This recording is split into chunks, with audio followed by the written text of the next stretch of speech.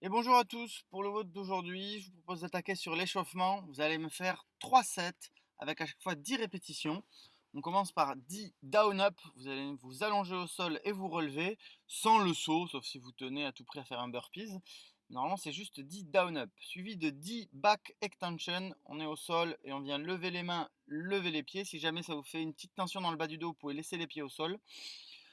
On se relève et ensuite on va faire 10 hollow rock. Donc pareil, on reste bien gainé et on va essayer de se balancer en gardant bien cette position arrondie. Si jamais c'est un petit peu dur, ce que vous pouvez faire, c'est juste faire du hollow hold avec les jambes bien tendues devant et les bras devant. Si c'est un petit peu trop dur, ça on essaie de bien plaquer le bas du dos au sol et on lève un peu plus haut les jambes. Une fois que c'est fait, on va faire 10 triple jump. Donc ce que j'appelle triple jump, c'est une fente d'un côté, une fente de l'autre, un squat jump. À chaque fois en sauter.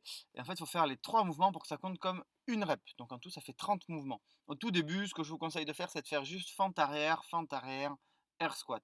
Histoire de pouvoir laisser un petit peu les genoux s'échauffer. Vous en faites 3 tours comme ça. Pour ce qui est du skill, vous allez me faire 4 séries où vous faites un maximum de push-up en venant toucher le pied avec la main opposée. On garde bien la jambe tendue derrière au maximum, puis une fois qu'on a fait notre push-up, qu'on a touché la poitrine au sol, on vient de toucher le pied opposé à la main.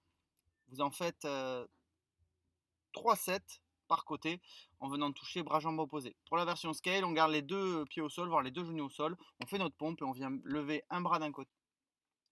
Pour ce qui est du Metcon, je vais vous mettre le Metcon complet dans la description et ça va défiler au fur et à mesure. On commence par un buy-in, vous allez faire 20 burpees.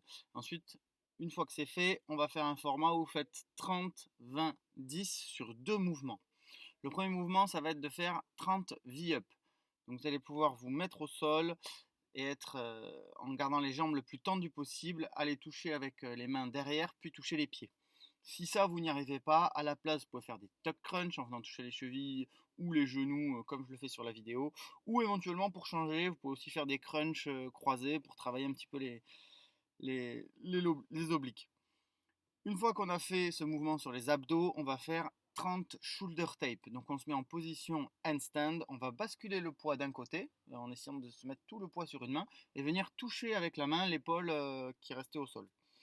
Si ça, vous n'y arrivez pas, les shoulder tape, vous mettez en position gainage et vous faites le même mouvement en venant de toucher, basculer le poids et venir toucher l'épaule. Euh, une fois que c'est fait, 30-30, on va faire 20-20 et après 10-10.